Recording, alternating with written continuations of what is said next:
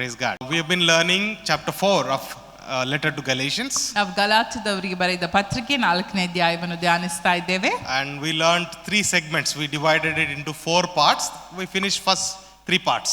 4ನೇ ಅಧ್ಯಾಯವನ್ನು 4 ಭಾಗಗಳಾಗಿ ನಾವು ನೋಡಿದ್ವಿ. ನಮ್ಮ ಮೊದಲನೆಯ 3 ಭಾಗಗಳನ್ನು ನಾವು ಧ್ಯಾನ ಮಾಡಿ ಮುಗಿಸಿದ್ವಿ. So what was the first part about? ಮೊದಲನೇ ಭಾಗ ಯಾವುದರ ಕುರಿತಾಗಿತ್ತು? It's about yes. So even though a child is a heir, still lives like a slave until certain age. ಬಾಧ್ಯನು ಆಸ್ತಿಗೆಲ್ಲ ದಣಿಯಾಗಿದ್ದರೂ ಬಾಲಕನಾಗಿರುವ ತನಕ ದಾಸನಂತೆ ಇರುವನು ಎಂಬುದಾಗಿ ಮೊದಲನೇ ಭಾಗ. Okay, and in that we also learned how Jewish people celebrate a festival when their children turn age 12 and 13. ಯಹೂದ್ಯರು ಹೇಗೆ ಅವರ ಮಕ್ಕಳು 12-13 ವರ್ಷ ವಯಸ್ಕರಾದಾಗ ಒಂದು ಆಚರಣೆಯನ್ನು ಕೂಡ ಮಾಡ್ತಾರೆ ಎಂಬುದಾಗಿ ಕಲ್ತ್ವಿ. So Apostle Paul is explaining that following the law once again is like going back to that elementary teaching that is given to the children. ಧರ್ಮಶಾಸ್ತ್ರಕ್ಕೆ ಮತ್ತೆ ಹಿಂದಿರುಗಿ ಹೋಗುವುದೆಂಬುದಾಗಿ ಹೇಳಿದ್ರೆ ಬಾಲಬೋಧೆಯನ್ನು ಕೊಟ್ಟಂತಹ ಒಂದು ಮಕ್ಕಳಿಗೆ ಹೋಲಿಕೆ ಆಗಿದೆ, ಅದರ ಕೈ ಕೆಳಗೆ ಇರುವ ರೀತಿಯಲ್ಲಿ ಎಂಬುದಾಗಿ ನಾವು ನೋಡಿದ್ವಿ. Okay, so it means that we are going back to slavery. ಮತ್ತೆ ನಾವು ಆ ದಾಸತ್ವಕ್ಕೆ ಹಿಂದಿರುಗಿ ಹೋಗುವಂತೆ ಅದಾಗಿರುತ್ತದೆ ಎಂಬ ಹೋಲಿಕೆಯನ್ನು ನೋಡಿದ್ವಿ. In the part 2 he asks a question, why do you want to go back to slavery when God set you free? ಎರಡನೇ ಭಾಗದಲ್ಲಿ ಪೌಲನ್ ಪ್ರಶ್ನಿಸ್ತಾನೆ, ಯಾಕೆ ನೀವು ಮತ್ತೆ ಆ ಬಾಲಬೋಧೆಗೆ ಅಧೀನರಾಗಿದ್ದೀರಿ, ದೇವರು ನಿಮ್ಮನ್ನು ಆಗ್ಲೇ ವಿಮೋಚಿಸಿರುತ್ತಾನೆ ಎಂಬುದಾಗಿ. Okay, praise God. Praise the Lord. Okay, he is comparing going back to the law, going back to the old traditions, old religion. All these are compared to elemental teachings or elemental forces.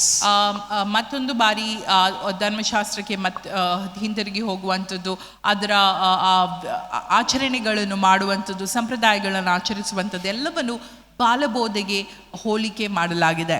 Okay, so most of the Galatians were Gentiles, right?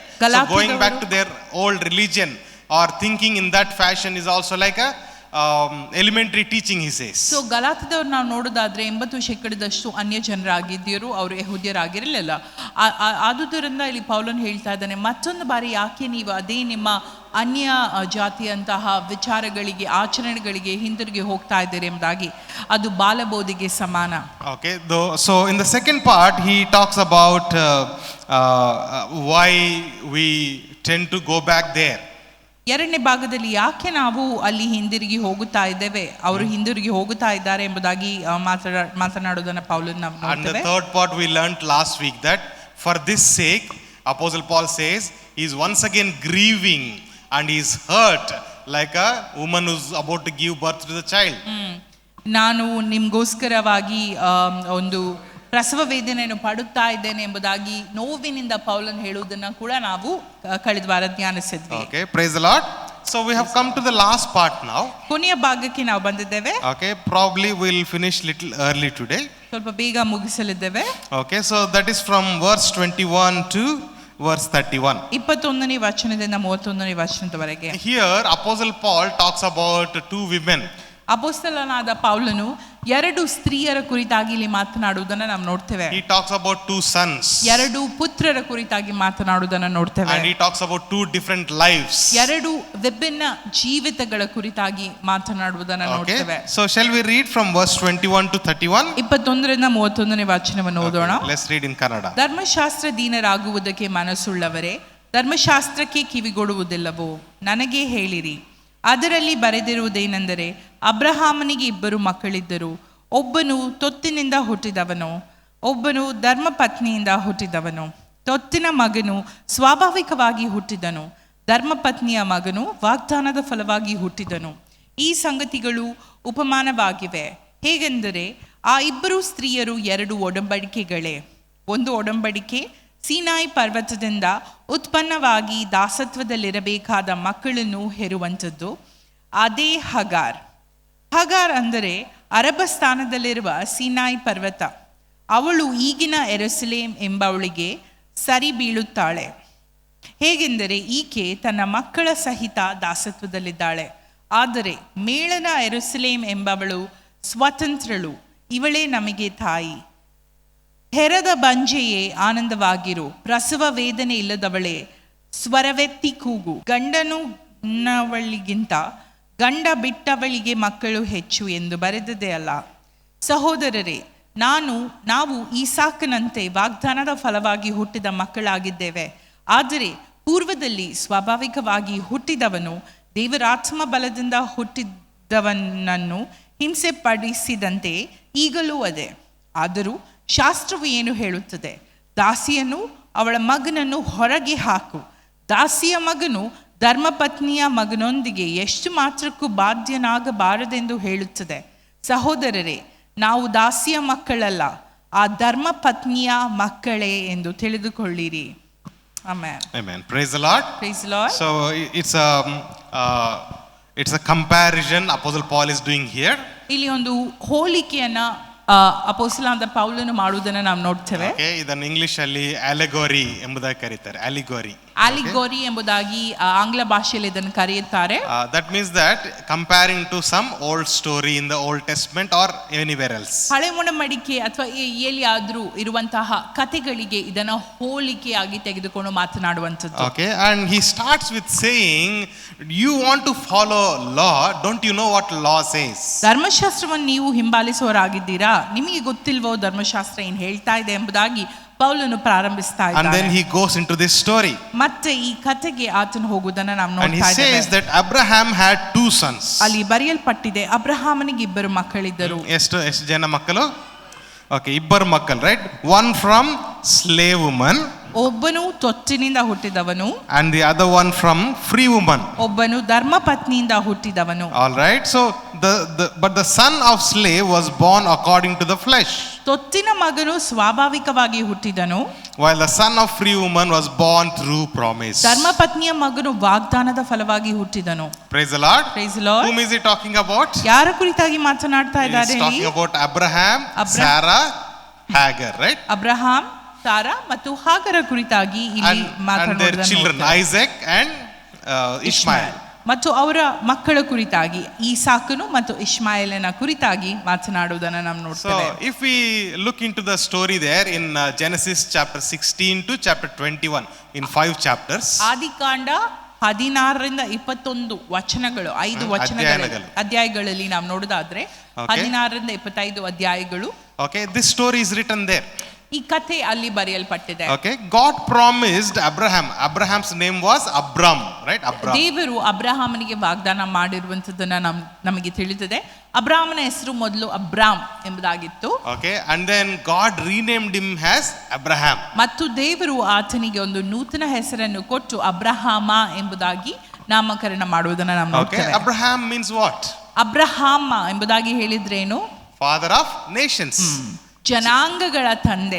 Praise the Lord. ಅದರ ಅರ್ಥ. So he is named as father of nations. ಅಬ್ರಹಾಮನಿಗೆ ಜನಾಂಗಗಳ ತಂದೆ ಎಂಬ ಒಂದು ಬಿರುದನ್ನ ದೇವರು ಕೊಟ್ಟಿದ್ರು. Okay, and he said that your descendants will be numerous like the stars. ನಿನ್ನ ಸಂತತಿಗಳು ಆ ನಕ್ಷತ್ರಗಳಂತೆ ಹೇರಳವಾಗಿರುವರು ಎಂಬುದಾಗಿ ಬರೆಯಲ್ಪಟ್ಟಿದೆ. And they will be like the sand in the seashore. ಅವರು ಒಂದು ಸಮುದ್ರದ ಬದಿಯಲ್ಲಿರುವ ಮರಳಿನಂತೆ ಇರುವರು ಎಂಬುದಾಗಿ. Okay, so God promised like this and said, through your seed I'll bless the entire families, nations of the world. ದೇವರು ಹೀಗೆ ಹೇಳ್ತಾರೆ, ನಿನ್ನ ಒಂದು ಬೀಜದಿಂದ ನಾನು ಇಡೀ ಜನಾಂಗ ಈ ಲೋಕವನ್ನು ಆಶೀರ್ವದಿಸ್ತೇನೆ ಎಂಬುದಾಗಿ. Praise God. So when God promised this, ದೇವರು ಈ ವಾಗ್ದಾನವನ್ನು ಮಾಡಿದಾಗ Abraham and Sarah faithfully they waited. Abraham ಮತ್ತು ಸಾರಳು ಅವರು ನಂಬಿಕೆಯಿಂದ ಇದನ್ನು ಎದುರು ನೋಡ್ತಾ ಇದ್ರು ದೇವರ ವಾಗ್ದಾನವನ್ನ. So although they waited, they did not have children. ಅವರು ಕಾದ್ರು ಕೂಡ ಅವರಿಗೆ ಮಕ್ಕಳು ಇರಲಿಲ್ಲ. So they waited for God's promise to be fulfilled. ದೇವರ ವಾಗ್ದಾನವು ಪೂರ್ಣಗೊಳ್ಳಿಕೋಸ್ಕರ ಅವರು ಕಾದ್ರು. Okay, I believe it's a period of test maybe. ಅದು ಒಂದು ಪರೀಕ್ಷೆಯ ಒಂದು ನಂಬಿಕೆಯ ಪರೀಕ್ಷೆಯ ಸಮಯವಾಗಿರಬಹುದು. Okay, and one day Sarah had one idea. ಒಂದು ದಿನ ಸಾರಳಿಗೆ ಒಂದು ಐಡಿಯಾ ಬಂತು. Sarah decided to help God. ಸಾರಳು ದೇವರಿಗೆ ಸಹಾಯ ಮಾಡಲಿಕ್ಕೆ ಮುಂದಾದಳು. Okay, that was her idea. ಅದೇ ಅವಳ ಒಂದು ಉಪಾಯವಾಗಿತ್ತು. God said, I'm going to bring somebody out of you and I'm going to bless all the nations. ನಿನ್ನಿಂದ ನಾನು ಒಂದು ಪುತ್ರನನ್ನು ಹೊರಗೆ ಬರ್ತಾನೆ ಮತ್ತು ಅವನ ಮೂಲಕವಾಗಿ ಅನೇಕ ಜನಾಂಗಗಳ ಆಶೀರ್ವಾದ ಹೊಂದುತ್ತವೆ ಎಂಬುದಾಗಿ ಹೇಳಿದ್ದ ವಾಗ್ದಾನ ಅವಳಿಗೆ ನೆನಪಿಗೆ ಬಂತು. And God also renamed, he called us Sarah, right? Sarah, Abraham. Okay, how God named them? ಸಾರಾಯಿಯನ್ನು Sara ಎಂಬುದಾಗಿ ದೇವರು ಕರೆದ್ರು ಮತ್ತು ಅಬ್ರಾಮನು ಅಬ್ರಹಾಮ ಎಂಬುದಾಗಿ ದೇವರು ಕರೆದ್ರು. ಅದೆಲ್ಲ ಅವಳಿಗೆ ನೆನಪಿಗೆ ಬಂತು. So God is literally naming them your mother, your father of many nations. ದೇವರು ಅವರಿಗೆ ನೀನು ತಾಯಿ, ನೀನು ತಂದೆ, ಜನಾಂಗಗಳ ತಂದೆ ತಾಯಿ ನೀವಿಬ್ಬರು ಎಂಬುದಾಗಿ ನಾಮಕರಣ ಮಾಡ್ತಾರೆ. So one day Sarah got one idea. ಆಗ ಸಾರಳಿಗೆ ಒಂದು ಉಪಾಯ ಹೊಳೆಯುತ್ತದೆ. Probably I should help God little bit. ನಾನು ದೇವರಿಗೆ ಸ್ವಲ್ಪ ಸಹಾಯ ಮಾಡಬೇಕು ಏನೋ ಎಂಬುದಾಗಿ. Since I am not able to bear child, I already passed that age. ನನಗೆ ಆ ಒಂದು ವಯಸ್ಸು ದಾಟಿದ ಕಾರಣ ನನಗೆ ಆ ಮಗುವನ್ನು ಹೆರಲಿಕ್ಕೆ ಸಾಧ್ಯವಾಗುವುದಿಲ್ಲ. I have an Egyptian slave. ನನಗೆ ಒಬ್ಬ ಐಗುಪ್ತ ದಾಸಳಿದ್ದಾಳೆ. I'll make her get married to my husband. ನನ್ನ ಒಂದು ಗಂಡನ ಜೊತೆ ಅವಳನ್ನು ನಾನು ವಿವಾಹಗೊಳಿಸ್ತೇನೆ. And through her he will bear a son. ಅವಳ ಮೂಲಕವಾಗಿ ಒಂದು ಮಗನನ್ನು ನಾವು ಹೆರಿಯುತ್ತೇವೆ. And I will make him as my own. I'll raise him as my own son. ಆ ಮಗುವನ್ನ ನನ್ನ ಮಗುವಾಗಿ ನಾನು ಪೋಷಿಸ್ತೇನೆ, ಬೆಳೆಸ್ತೇನೆ. Okay. So Abraham also probably he thought for some while and he said okay. Abraham ಕೂಡ ಆಲೋಚಿಸಿ ಸರಿ ಎಂಬುದಾಗಿ ಒಪ್ತಾನೆ. Okay, and then Abraham through Hagar begotten whom? Ishmael. ಮತ್ತೆ ನಾವು ನೋಡೋದಾದ್ರೆ ಅಬ್ರಹಾಮ ಹಗಾರ್ ಮೂಲಕವಾಗಿ ಇಷ್ಮಾಯಲ್ಗೆ ಜನ್ಮ ನೀಡ್ತಾಳೆ. Okay, so Ishmael, a son was born really for Abraham. ಮಗನು ಹುಡ್ತಾನೆ ಅಬ್ರಹಾಮನಿಗೆ ನಿಜವಾಗಿ. Okay, but it was not God's plan. ಆದ್ರೆ ಅದು ದೇವರ ಒಂದು ಉದ್ದೇಶವಲ್ಲ. It was Abraham's plan, it was Sarah's plan. ಅದು ಅಬ್ರಹಾಮನ ಒಂದು ಯೋಜನೆ ಆಗಿತ್ತು, ಸಾರಳ ಯೋಜನೆ ಆಗಿತ್ತು. Okay, by then their age was, Abraham was nearly 90 years, right? ಆಗ ನಾವು ನೋಡೋದಾದ್ರೆ ಸಮಯ ಅಬ್ರಹಾಮನಿಗೆ ಒಂದು ವಯಸ್ಸು 90 ಆಗಿತ್ತು. Okay, but then God said no, through you, as in Sarah, I'm going to bring a child. ದೇವರು ಹೇಳ್ತಾರೆ ಇದು ನಾನು ವಾಗ್ದಾನ ಮಾಡಿದ ಮಗು ಅಲ್ಲ, ನಿನ್ನ ಮೂಲಕವಾಗಿ ನಾನು ಈ ಜನಾಂಗವನ್ನು ಆಶೀರ್ವದಿಸ್ತೇನೆ ಎಂಬುದಾಗಿ. Okay, ನಿನಗೆ ಒಂದು ಮಗು ಕೊಡ್ತೇನೆ, right? So ಯಾರಿಗೆ ಹೇಳಿದನು? ಸಾರಾಗೆ, right?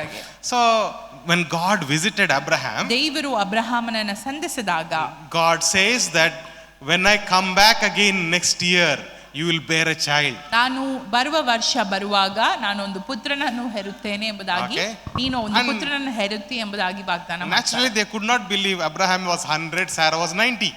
ಸ್ವಾಭಾವಿಕವಾಗಿ ಅವರಿಗೆ ನಂಬಲಿಕ್ಕಾಗಲಿಲ್ಲ. ಅಬ್ರಹಾಮನು 100 ವರ್ಷದವನಾಗಿದ್ದನು, ಸಾರಳು 90 ವರ್ಷ ವಯಸ್ಸಳಾಗಿದ್ದಳು. Okay, maybe when God promised he was 99, right? ದೇವರು ವಾಗ್ದಾನ ಮಾಡಿದಾಗ 99 ವರ್ಷ ಕೂಡ ಅವರಿಗೆ ಆಗಿರಬಹುದು. So Sarah laughed, the word of God says. ದೇವರ ವಾಕ್ಯ ಹೇಳ್ತದೆ ಸಾರಳು ನಕ್ಕಳು ಎಂಬುದಾಗಿ.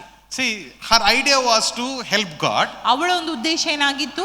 ಸಹಾಯ ಮಾಡಲಿಕ್ಕೆ ದೇವರಿಗೆ. Okay, as in they try to do something by themselves. ಅವರಿಂದ ಮೂಲಕವಾಗಿ ಅವರ ಸ್ವಪ್ರಯತ್ನದಿಂದ ಏನೋ ಮಾಡಲಿಕ್ಕೆ ಅವರು ಪ್ರಯತ್ನಿಸ್ತಾರೆ. By themselves they want to achieve the promise. ಅವರ ಮೂಲಕವಾಗಿ ಅವರು ವಾಗ್ದಾನವನ್ನು ನಾವು ನೆರವೇರಿಸುತ್ತೇವೆ ಎಂಬುದಾಗಿ ಅವರು ಪ್ರಯತ್ನಿಸಿದರು. And God said, this is not what I promised. ದೇವರು ಹೇಳಿದ್ರು ಇದು ನಾನು ವಾಗ್ದಾನ ಮಾಡಿದ್ದ ವಿಷಯವಲ್ಲ. As God promised, exactly after 1 year, ದೇವರು ವಾಗ್ದಾನ ಮಾಡಿದಂತೆ 1 ವರ್ಷ ಕಳೆದ ನಂತರ Isaac was born.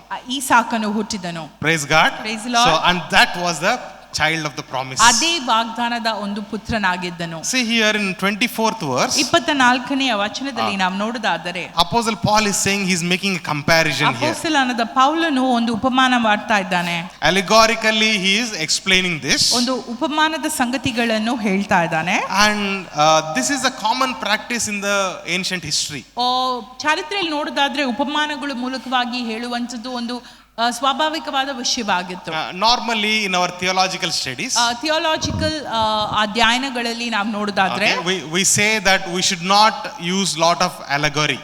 ತುಂಬಾ ಉಪಮಾನಗಳನ್ನು ಉಪಯೋಗಿಸಬಾರದು ಎಂಬುದಾಗಿ ನಮಗೆ ಬೋಧಿಸ್ತಾರೆ.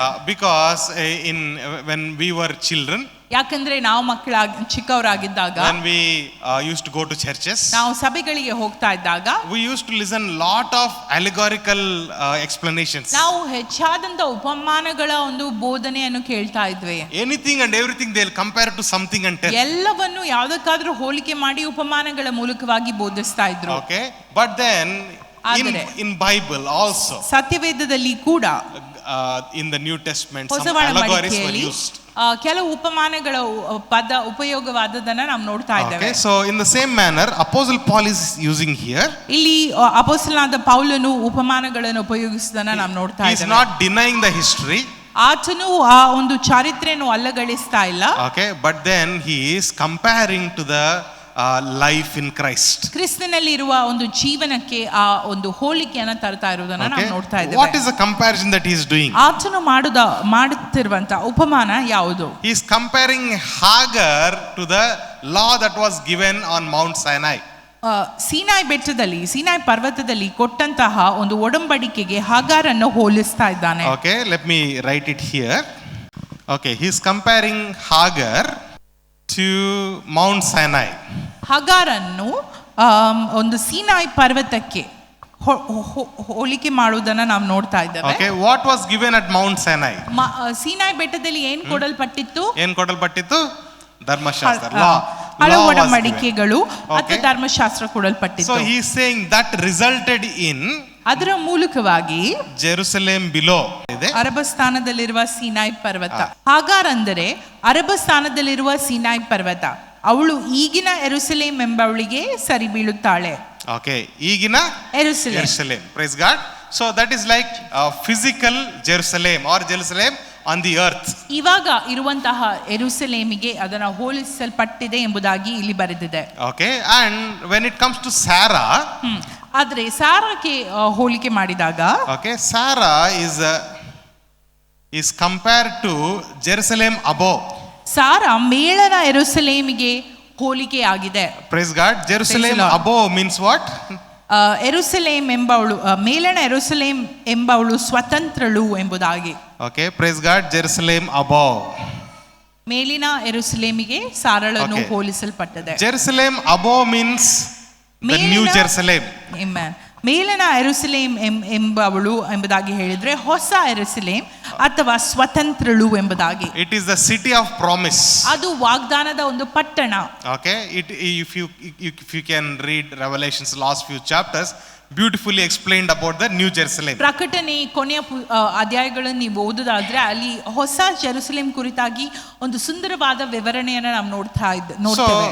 So he's comparing Sarah to New Jerusalem. ಸಾರಳನ್ನು ನೂತನ ಯೆರೂಸಲೇಮಿಗೆ ಹೋಲಿಕೆ ಮಾಡಲಾಗಿದೆ. And is comparing this to grace of God. ಮತ್ತು ಇದು ದೇವರ ಕೃಪೆಗೆ ಹೋಲಿಕೆಯಾಗಿದೆ. Okay, and is comparing this to promise of God. ಮತ್ತು ದೇವರ ವಾಗ್ದಾನಕ್ಕೆ ಕೂಡ ಇವಳನ್ನ ಹೋಲಿಸಲಾಗಿದೆ. Praise the Lord. Praise the Lord. There is one important thing we must learn here in our Christian life. ನಾವು ನಮ್ಮ ಕ್ರೈಸ್ತ ಜೀವಿತದಲ್ಲಿ ಕಲಿಯಬೇಕಾದ ಒಂದು ಉತ್ತಮವಾದ ಪಾಠ ಇಲ್ಲಿದೆ. When we say grace of God or promise of God, ನಾವು ದೇವರ ಕೃಪೆ ಅಥವಾ ದೇವರ ವಾಗ್ದಾನ ಎಂಬುದಾಗಿ ಹೇಳುವಾಗ, okay, who has to fulfill this? ಯಾರು ಇದನ್ನು ಪೂರೈಸಬೇಕಾಗಿದೆ? Who has to fulfill this? ಯಾರು ಇದನ್ನು ಪೂರೈಸಬೇಕಾಗಿದೆ? God alone. ದೇವರೊಬ್ಬನೇ. Praise God. Praise the Lord. You cannot fulfill the promise of God. ನಿಮಗೆ ದೇವರ ವಾಗ್ದಾನವನ್ನು ಪೂರೈಸಲಿಕ್ಕೆ ಆಗುವುದಿಲ್ಲ. So you cannot look at yourself and say this promise is not fulfilled, I have to do something. ಈ ಒಂದು ವಾಗ್ದಾನ ನೆರವೇರಲಿಲ್ಲ, ನನ್ನ ಜೀವಿತದಲ್ಲಿ ನಾನು ಏನಾದ್ರು ಮಾಡಬೇಕೆಂಬುದಾಗಿ ನಿಮಗೆ ಹೇಳಿಕೆ ಅಧಿಕಾರವಿಲ್ಲ. Okay, promise means that he will do. Promise, the meaning of promise is that. Amen. ವಾಗ್ದಾನದ ಅರ್ಥ ಏನೆಂಬುದಾಗಿ ಹೇಳಿದ್ರೆ ಆತನೇ ನೆರವೇರಿಸುತ್ತಾನೆ ಎಂಬುದಾಗಿ. It is not command. ಅದು ಒಂದು ಆಜ್ಞೆ ಅಲ್ಲ. Okay, command means we have to fulfill. ಆಜ್ಞೆ ಎಂಬುದಾಗಿ ಹೇಳಿದ್ರೆ ನಾವು ಅದನ್ನ ನೆರವೇರಿಸಬೇಕಾಗಿದೆ. Promise means the one who promised will fulfill. Amen. ವಾಗ್ದಾನ ಎಂಬುದಾಗಿ ಹೇಳಿದ್ರೆ ವಾಗ್ದಾನ ಮಾಡಿದಾತ ಪೂರೈಸ್ತಾನೆ ಎಂಬುದಾಗಿ. Okay, so the one who has promised is faithful or not? ವಾಗ್ದಾನ ಮಾಡಿದಾತನು ನಂಬಿಗಸ್ತನೋ ಅಲ್ವೋ? ನಂಬಿಗಸ್ತನೇ ಅಲ್ವಾ? Is he powerful enough to fulfill the promise or not? ಆತನು ಶಕ್ತಿಯುತನಾಗಿದ್ದಾನೋ ಇಲ್ವೋ ಆ ವಾಗ್ದಾನ ಪೂರೈಸಲು? Yes or no? Is he powerful enough to fulfill the promise? Amen. Yes, praise God. Praise the Lord. So he has given us the promise and he will fulfill us. We don't have to try and fulfill it. Amen. ಆತನೇ ವಾಗ್ದಾನ ಕೊಟ್ಟಿರುವ ಕಾರಣ ಆತನೇ ಅದನ್ನ ನೆರವೇರಿಸ್ತಾನೆ, ನಾವು ಯಾವ ಪ್ರಯತ್ನಗಳನ್ನು ಪಡಬೇಕಾಗಿಲ್ಲ. Okay, but then here Sarah did something and all this happened. ಅದ್ರಲ್ಲಿ ನಾವು ನೋಡಿದರೆ ಸಾರಳು ಆ ಒಂದು ತಪ್ಪಿನಿಂದಾಗಿ ಎಲ್ಲಾ ವಿಷಯಗಳು ನಡೆಯುತ್ತೆ ಎಂಬುದಾಗಿ ನಾವು ನೋಡ್ತೇವೆ. Okay, like Hagar, through Hagar came Ishmael, right? ಅಂದ್ರೆ ಹಾಗರನ ಮೂಲಕವಾಗಿ ಇಷ್ಮಾಯೇಲ್ ಬಂದನು. And in 29th verse, ಮತ್ತು 29ನೇ ವಚನದಲ್ಲಿ ನಾವು ನೋಡೋದಾದ್ರೆ Apostle Paul says, can you read? ಅಪೊಸ್ತಲನಾದ ಪೌಲನು ಹೀಗೆ ಹೇಳ್ತಾನೆ, ಆದರೆ ಪೂರ್ವದಲ್ಲಿ ಸ್ವಾಭಾವಿಕವಾಗಿ ಹುಟ್ಟಿದವನು ದೇವರಾತ್ಮ ಬಲದಿಂದ ಹುಟ್ಟಿದವನನ್ನು ಹಿಂಸೆ ಪಡಿಸಿದಂತೆಯೇ ಈಗಲೂ ಅದೇ. Okay, praise the Lord. Praise the Lord. This is from Genesis 21:9. ಆದಿಕಾಂಡ 21:9 ಈ ಕತೆ ಬರೆದಿದೆ, right? What was there? That Hagar's son Ishmael was persecuting Isaac. ಅಲ್ಲಿ ಏನ್ ಬರೆದಿದೆ ಆದಿಕಾಂಡದಲ್ಲಿ ಏನೆಂಬುದಾಗಿ ಹೇಳಿದ್ರೆ, ಹಾಗಾರನ ಮಗನಾದಂತ ಇಷ್ಮಾಯೇಲ್ ಈಸಾಕನಿಗೆ ಹಿಂಸೆ ಪಡಿಸ್ತಾ ಇದ್ದನು ಎಂಬುದಾಗಿ. Praise the Lord. Praise the Lord. So this is the result of human effort. ಇದು ಏನೆಂಬುದಾಗಿ ಹೇಳಿದ್ರೆ ಮನುಷ್ಯನ ಪ್ರಯತ್ನಗಳ ಮೇರೆಗೆ ನಡೆದಂತಹ ಒಂದು ತಪ್ಪು.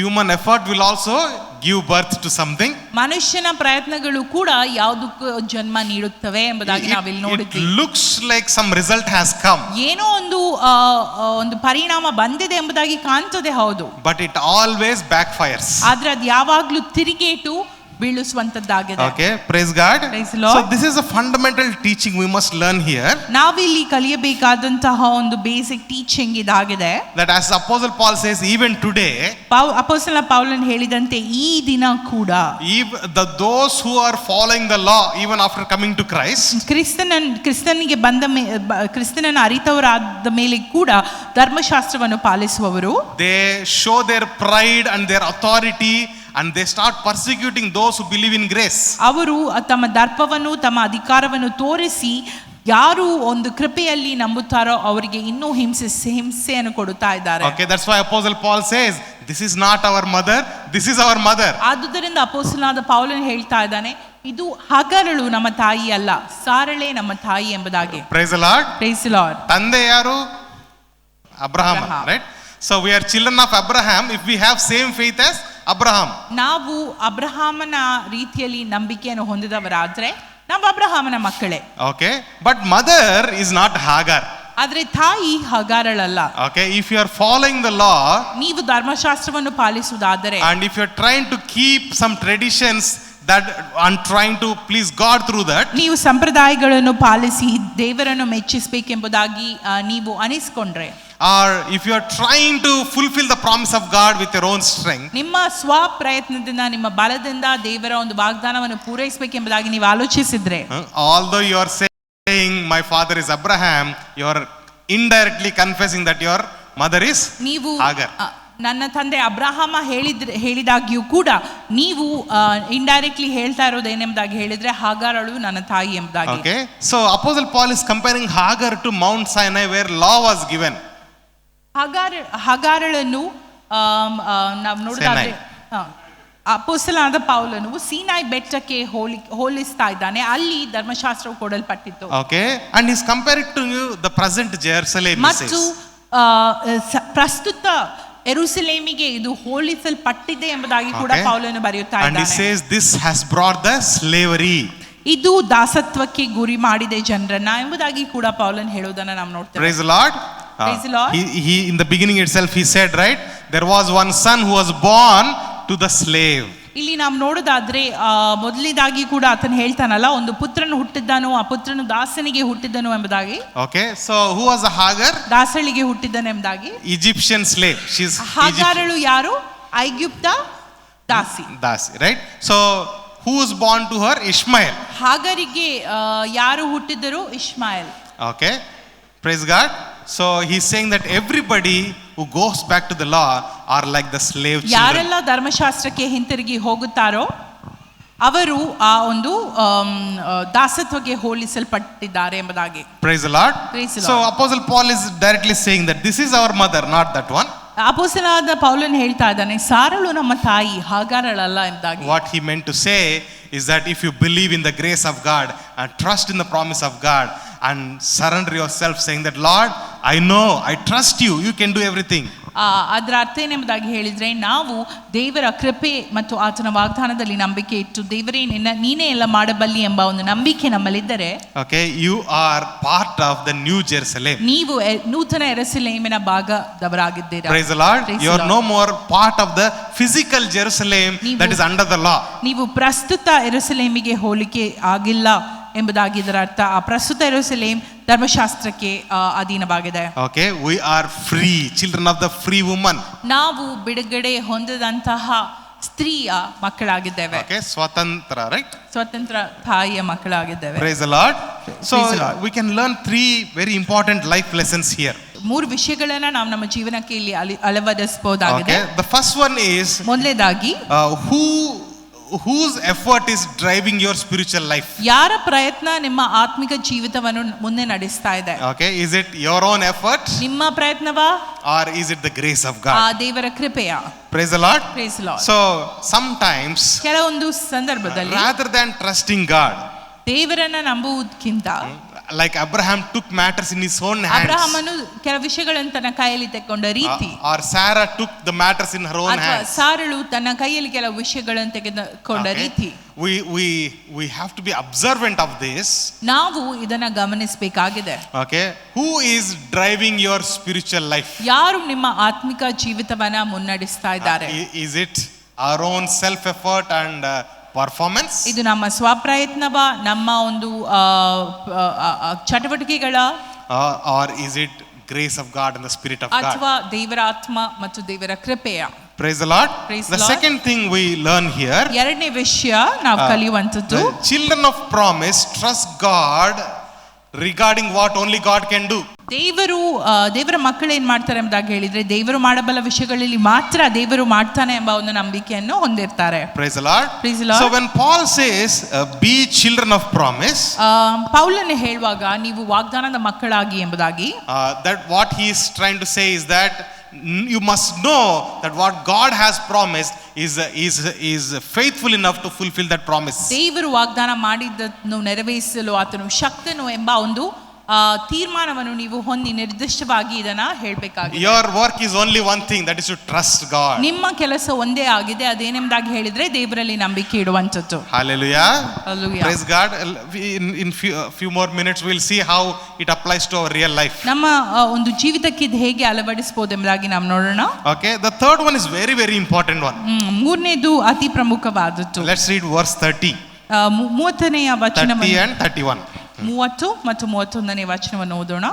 ಆದರೂ ಶಾಸ್ತ್ರವು ಏನು ಹೇಳುತ್ತದೆ? ದಾಸಿಯನ್ನು ಅವಳ ಮಗನನ್ನು ಹೊರಗೆ ಹಾಕು. ದಾಸಿಯ ಮಗನು ಧರ್ಮಪತ್ನಿಯ ಮಗನೊಂದಿಗೆ ಎಷ್ಟು ಮಾತ್ರಕ್ಕೂ ಬಾಧ್ಯನಾಗಬಾರದೆಂದು ಹೇಳುತ್ತದೆ. ಸಹೋದರರೇ, ನಾವು ದಾಸಿಯ ಮಕ್ಕಳಲ್ಲ, ಆ ಧರ್ಮ ಪತ್ನಿಯ ಮಕ್ಕಳೇ ಎಂದು ತಿಳಿದುಕೊಳ್ಳಿರಿ. Okay, praise the Lord. Praise the Lord. So ಏನಂತೆ 30th verse ಏನು ಹೇಳ್ತಾ ಇದೆ? ಶಾಸ್ತ್ರವು ಹೇಳಿದಂತೆ ದಾಸಿಯನ್ನು ಅವಳ ಮಗನನ್ನು ಹೊರಗೆ ಹಾಕು. ಏನು ಮಾಡಬೇಕಂತೆ? ದಾಸಿಯನ್ನು ಅವಳ ಮಗನನ್ನು ಹೊರಗೆ ಹಾಕು. Okay, praise the Lord. So when you read this, it may look very harsh. ಇದನ್ನ ನಾವು ಓದುವಾಗ ತುಂಬಾ ಒಂದು ಕಠಿಣವಾಗಿ ನಮಗೆ ತೋರಬಹುದು. Okay, but then there is a spiritual reality that Paul is comparing it to. ಆದ್ರೆ ಇಲ್ಲಿ ಒಂದು ಆತ್ಮಿಕವಾದಂತಹ ಸತ್ಯಕ್ಕೆ ಪೌಲನು ಇದನ್ನ ಹೋಲಿಸಿ ಹೇಳ್ತಾ ಇರುವುದನ್ನ ನಾವು ನೋಡ್ತೇವೆ. You cannot have both grace and law. ನಿಮಗೆ ಕೃಪೆ ಮತ್ತು ಧರ್ಮಶಾಸ್ತ್ರ ಎರಡೂ ಹಿಡ್ಕೊಳ್ಳಿಕ್ಕೆ ಆಗುವುದಿಲ್ಲ. Half grace and half law is a danger for your life. ಅರ್ಧ ಧರ್ಮಶಾಸ್ತ್ರ ಅರ್ಧ ಕೃಪೆ ನಮ್ಮ ಜೀವಿತಕ್ಕೆ ಅದೊಂದು ಅಪಾಯಕಾರಿ. Okay, praise the Lord. Praise so the Lord. no half grace and half law. ಅರ್ಧ ಒಂದು ಕೃಪೆ ಅರ್ಧ ಧರ್ಮಶಾಸ್ತ್ರವು ತುಂಬಾ ಅಪಾಯಕಾರಿಯಾದಂತಹ ವಿಷಯ. Should always be full grace, completely ಯಾವಾಗಲೂ grace. ಸಂಪೂರ್ಣ ಒಂದು ಕೃಪೆಯಲ್ಲಿ ನಾವು ಜೀವಿಸಬೇಕಾಗಿದೆ. It should be always about trusting what God can do. ದೇವರು ಮಾಡುವಂತದ್ದನ್ನು ಸಂಪೂರ್ಣವಾಗಿ ನಂಬುವಂತದ್ದು ಇದಾಗಿರಬೇಕಾಗಿದೆ. Praise the Lord. Praise the Lord. So if we have half law, ಅರ್ಧ ಧರ್ಮಶಾಸ್ತ್ರ ಹಿಂಬಾಲಿಸುವುದಾದ್ರೆ, ಹಿಂಬಾಲಿಸುವುದಾದ್ರೆ, the word of God says you are sinner. ದೇವರ ವಾಕ್ಯ ಹೇಳ್ತದೆ ನೀವು ಪಾಪಿಗಳು ಎಂಬುದಾಗಿ. Okay, whatever salvation you received by grace, now you are trusting law. ನೀವು ಯಾವ ಒಂದು ರಕ್ಷಣೆಯನ್ನ ಕೃಪೆಯ ಮೂಲಕ ಪಡೆದಿದ್ದೀರೋ ಅದನ್ನ ನೀವು ಈಗ ಧರ್ಮಶಾಸ್ತ್ರಕ್ಕೆ ಕ್ರೆಡಿಟ್ ಕೊಡ್ತಾ ಇದ್ದೀರಾ. Okay, so are you really saved? Now that is a question. ನೀವು ನಿಜವಾಗಿ ರಕ್ಷಣೆ ಹೊಂದಿದ್ದೀರಾ ಎಂಬುದಾಗಿ ಒಂದು ಪ್ರಶ್ನೆ. Because you believe in grace of God, but you are following the law. ಯಾಕಂದ್ರೆ ನೀವು ರಕ್ಷಣೆಯಲ್ಲಿ ನಂಬಿಕೆ ಇಟ್ಟಿದ್ದೀರಾ, ಆದ್ರೆ ನೀವು ಧರ್ಮಶಾಸ್ತ್ರವನ್ನು ಹಿಂಬಾಲಿಸ್ತಾ ಇದ್ದೀರಾ. So for both salvation and sanctification, ಎರಡು ವಿಷಯಕ್ಕೆ ಅಂದ್ರೆ ರಕ್ಷಣೆ ಮತ್ತು ಶುದ್ಧೀಕರಣಕ್ಕೆ you have to believe in the grace of God, not law. ನೀವು ದೇವರ ಒಂದು ಕೃಪೆಯಲ್ಲೇ ನಂಬಿಕೆ ಇಡಬೇಕಾಗಿದೆ, ಧರ್ಮಶಾಸ್ತ್ರವಲ್ಲ. That's why initially we have seen chapter 2, Apostle Paul said what God has begun through the Spirit of God, chapter 3 ಅಲ್ಲ. So what has begun through the Spirit of God, are you trying to finish by law? ದೇವರ ಆತ್ಮದಿಂದ ಪ್ರಾರಂಭಿಸಿದ ಕಾರ್ಯವನ್ನು, ದೇವರಿಗೆ ಪ್ರಾರಂಭಿಸಿದ ಕಾರ್ಯವನ್ನು ಶರೀರ ಸಂಬಂಧವಾದ ಕ್ರಿಯೆಗಳಿಂದ ಸಂಪೂರ್ಣ ಮಾಡಬೇಕೆಂಬುದಾಗಿ ನೋಡ್ತಿದ್ದೀರಾ ಎಂಬುದಾಗಿ ಪೌಲನು ಹೇಳ್ತಾನೆ. So it's not grace mixed with law, it is always the grace of god. Amen. ಆದುದರಿಂದ ಇದು ಕೃಪೆ ಧರ್ಮಶಾಸ್ತ್ರದ ಜೊತೆಗಿನ ಒಂದು ಮಿಶ್ರಣವಲ್ಲ, ಅದು ಯಾವಾಗಲೂ ದೇವರ ಕೃಪೆವೇ. Praise the Lord. So only grace of God in your life. ದೇವರ ಕೃಪೆ ಮಾತ್ರ ನಿಮ್ಮ ಜೀವಿತದಲ್ಲಿ. Hallelujah. Hallelujah. Okay, any doubts in this? ಯಾವ್ದಾದ್ರು ಸಂದೇಹಗಳಿವೆಯಾ? If you have any doubts you can ask. ನಿಮಗೆ ಸಂದೇಹಗಳಿದ್ರೆ ನೀವು ಕೇಳಬಹುದು. What is old present Jerusalem and Jerusalem above, New Jerusalem, right? Okay, praise God. So when you read in the Bible, ನಾವು ಸತ್ಯವೇದದಲ್ಲಿ ಓದುವುದಾದ್ರೆ, okay, the Jerusalem now when Paul says, it is talking about the physical Jerusalem that is on the earth. ಈಗಿನ ಜೆರುಸಲೇಮ್ ಅನ್ನು ನಾವು ನೋಡುವುದಾದ್ರೆ ಈ ಲೋಕದಲ್ಲಿ ಇರುವಂತಹ ಯೆರೂಸಲೇಮ್ ಪ್ರಸ್ತುತ ಸಮಯಕ್ಕೆ ಅದು ಹೋಲಿಕೆ ಆಗಿದೆ. Okay, so that Jerusalem follows the law. ಆ ಯೆರೂಸಲೇಮ್ ಏನ್ ಮಾಡ್ತದೆ ಎಂಬುದಾಗಿ ಹೇಳಿದ್ರೆ ಧರ್ಮಶಾಸ್ತ್ರವನ್ನು ಈಗಲೂ ಹಿಂಬಾಲಿಸ್ತಾ ಇದ್ದಾರೆ. It is born of the law. ಅದು ಧರ್ಮಶಾಸ್ತ್ರದಿಂದಲೇ ಹುಟ್ಟಿದಂತ ಯೆರೂಸಲೇಮ್ ಆಗಿದೆ. And it is living by law and traditions. ಮತ್ತು ಆ ಒಂದು ಯೆರೂಸಲೇಮ್ ಸಂಪ್ರದಾಯಗಳ ನಿಮಿತ್ತವಾಗಿ ಧರ್ಮಶಾಸ್ತ್ರದ ನಿಮಿತ್ತವಾಗಿ ಈಗಲೂ ಕಾರ್ಯ ನಿರ್ವಹಿಸ್ತಾ ಇದೆ. And it is fleshly, physical. ಮತ್ತು ಅದು ಶಾರೀರಿಕವಾಗಿ ಇರುವಂತದ್ದಾಗಿದೆ. When he says ಈಗಿನ ಜೆರುಸಲೇಮ್ ಎಂಬುದಾಗಿ ಹೇಳುವಾಗ ಶರೀರ ಕ್ರಿಯೆಗಳ ಕುರಿತಾಗಿ ಆತನು ಹೇಳ್ತಾ ಇದೆ. fleshly works, physical works. ಶಾರೀರಿಕ ಒಂದು ಕ್ರಿಯೆಗಳ ಕುರಿತಾಗಿ ಆ ಒಂದು ಪ್ರಸ್ತುತ ಯೆರೂಸಲೇಮ್ ಹೋಲಿಕೆ ಆಗಿದೆ. So it's a physical Jerusalem. ಮತ್ತು ಅದು ಶಾರೀರಿಕವಾದಂತಹ ಪ್ರಸ್ತುತ ಯೆರೂಸಲೇಮ್ ಆಗಿದೆ. And he is saying that is born through the slave woman and that is slave. ಮತ್ತು ಅದು ದಾಸಿಯ ಮೂಲಕ ಹುಟ್ಟಿದ್ದ ಕಾರಣ ಅದು ದಾಸತ್ವದಲ್ಲಿಯೇ ಇದೆ. Praise the Lord. Praise the Lord. Whereas the New Jerusalem or Jerusalem above, ಅದೇ ರೀತಿಯಾಗಿ ನಾವು ಇನ್ನೊಂದು ನೋಡುವುದಾದ್ರೆ ನೂತನ ಯೆರೂಸಲೇಮ್ ಅಥವಾ ಮೇಲಿನ ಯೆರೂಸಲೇಮ್, okay, it is born through the grace of Jesus Christ. ಅದು ಯೇಸು ಸ್ವಾಮಿಯ ಕೃಪೆಯ ನಿಮಿತ್ತವಾಗಿ ಹುಟ್ಟಿದಂತದ್ದಾಗಿದೆ. Okay, if you read scrolls of Isaiah or book of Isaiah, ಯೆಶಾಯನ ಪುಸ್ತಕವನ್ನು ಓದುವುದಾದ್ರೆ, okay, Isaiah explains very beautifully that through Messiah God will bring a new Jerusalem. ಮೆಸ್ಸಿಯನ ಮೂಲಕವಾಗಿ ನೂತನ ಯೆರೂಸಲೇಮನ್ನು ನಾನು ತರುತ್ತೇನೆ ಎಂಬುದಾಗಿ ಐಸಾಯ ಪ್ರವಾದಿ ಹೇಳುವುದನ್ನು ನಾವು ನೋಡ್ತೇವೆ. So Apostle Paul is bringing that here. ಅಪೊಸ್ತಲನಾದ ಪೌಲನು ಅದೇ ಒಂದು ಉಪಮಾನವನ್ನು ಇಲ್ಲಿ ತರುವುದನ್ನು ನಾವು ನೋಡ್ತಾ ಇದ್ದೇವೆ. Praise the Lord. Isaiah 54 chapter ಅಲ್ಲಿ ಇದೆ. ಯೆಶಾಯ 54ನೇ ಅಧ್ಯಾಯದಲ್ಲಿ ಅದು ಬರೆಯಲ್ಪಟ್ಟಿದೆ. Okay, so this is the new Jerusalem. ಇದೇ ನೂತನ ಯೆರೂಸಲೇಮ್. So he is comparing. Allegory means what? Comparison. ಉಪಮಾನಾತ್ಮಕವಾಗಿ ಇದನ್ನ ಹೇಳುತ್ತಾ ಇರುವುದನ್ನ ನಾವು ನೋಡ್ತೇವೆ. So he is comparing the new Jerusalem to the children of Sarah, as in the legal wife, the free woman. ಹೊಸ ಜೆರುಸಲೇಮ್ ಅಥವಾ ಮೇಲಿನ ಜೆರುಸಲೇಮ್ ಸಾರಳಿಗೆ ಹೋಲಿಕೆ ಆಗಿದೆ. ಅಂದರೆ ಧರ್ಮಪತ್ನಿ ಅಥವಾ ಧರ್ಮಪತ್ನಿಗೆ ಹೋಲಿಕೆ ಆಗಿದೆ. ಧರ್ಮಪತ್ನಿಯಿಂದ ಸ್ವತಂತ್ರ ಆದವಳು, ಧರ್ಮಪತ್ನಿಯಿಂದ ಹುಟ್ಟಿದಂತಹ ಮಗನಿಗೆ ಹೋಲಿಕೆ ಆಗಿದೆ. ಸ್ವತಂತ್ರಳು ಎಂಬುದಾಗಿ. Praise God. So and that is by the grace of God. ಅದು ದೇವರ ಕೃಪೆಯ ನಿಮಿತ್ತವಾಗಿ. How Sarah got child? ಸಾರಳು ಹೇಗೆ ಮಗುವನ್ನು ಹೆತ್ತಳು? ವಾಗ್ದಾನದಿಂದ, ರೈಟ್? ವಾಗ್ದಾನದ ನಿಮಿತ್ತವಾಗಿ, ದೇವರ ಕೃಪೆಯಿಂದ, because of grace of God, because of promise of God. So he's saying that the new Jerusalem, we are all part of that new Jerusalem in Christ Jesus. ನಾವೆಲ್ಲರೂ ಆ ನೂತನ ಯೆರೂಸಲೇಮಿನ ಭಾಗವಾಗಿದ್ದೇವೆ ಎಂಬುದಾಗಿ ಪೌಲನು ಹೇಳ್ತಾ ಇದ್ದಾನೆ. Okay, praise the Lord. So he's basically saying there are two types of Jerusalem. ಆತನು ಹೇಳ್ತಾ ಇದ್ದಾನೆ ಎರಡು ತರದಂತ ಯೆರೂಸಲೇಮ್ ಇದೆ. One is born out of Ishmael.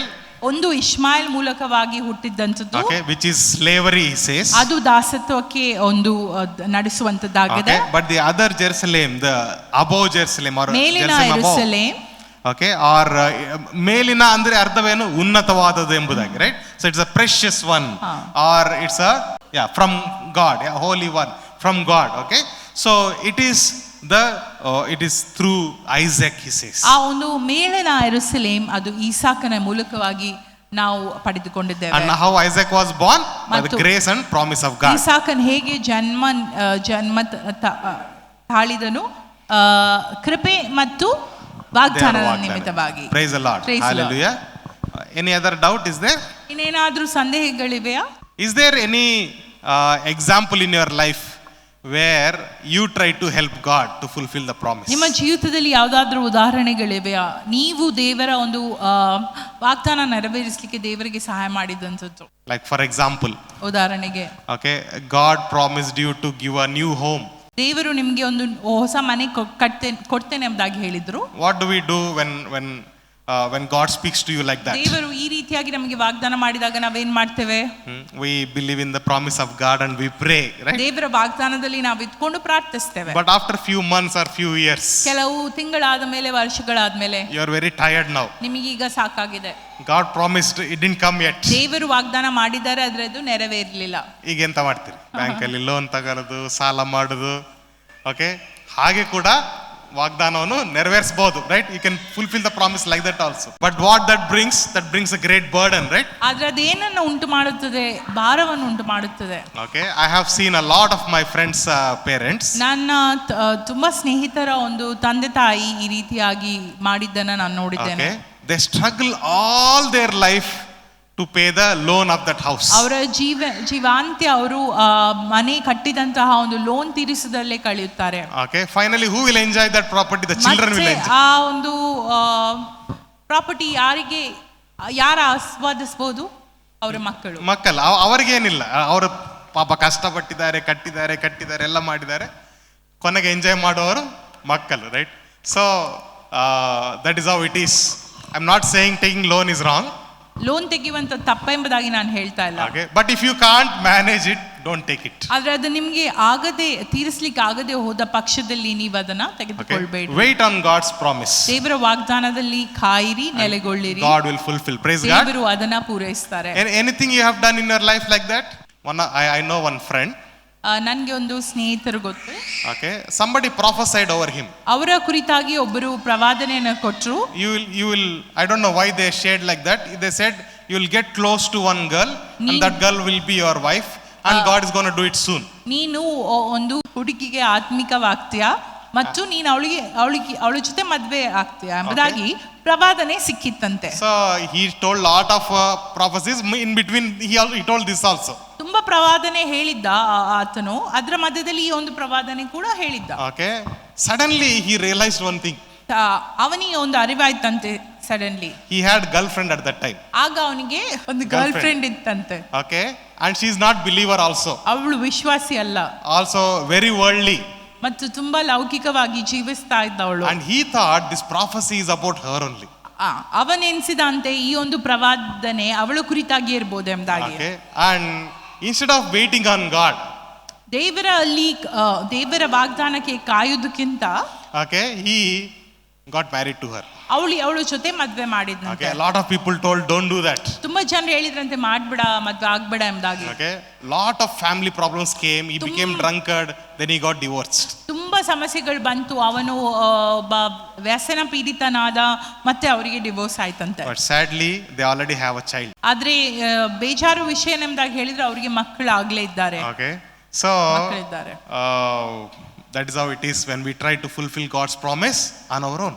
ದೇವರ ವಾಗ್ದಾನವನ್ನು ನಮ್ಮ ಒಂದು ಸ್ವಪ್ರಯತ್ನದಿಂದ ನಾವು ಸಾಧಿಸಲಿಕ್ಕೆ ಹೋದಾಗ ಈ ಎಲ್ಲ ವಿಷಯಗಳು ನಡೆಯುತ್ತದೆ. Okay, also that prophet should be he should be wise to know what he is saying, right? ಆ ಪ್ರವಾದಿ ಸ್ವಲ್ಪ ಆಲೋಚಿಸಬೇಕು ಆಗಿದೆ, ಏನನ್ನ ಹೇಳ್ತಾ ಇದ್ದಾರೆ ಎಂಬುದಾಗಿ. So when you want to share something to others, just don't give some random prophecies. Make sure God is speaking. Okay, ಸುಮ್ಮನೆ ಯಾವ ಪ್ರವಾದನೆಯನ್ನ ಜನರಿಗೆ ಕೊಡಬೇಡಿ. ದೇವರು ನಿಜವಾಗಿ ನಿಮ್ಮ ಜೊತೆ ಮಾತನಾಡ್ತಾ ಇದ್ದಾರೆ ಎಂಬುದಾಗಿ ಪರೀಕ್ಷಿಸ್ರಿ.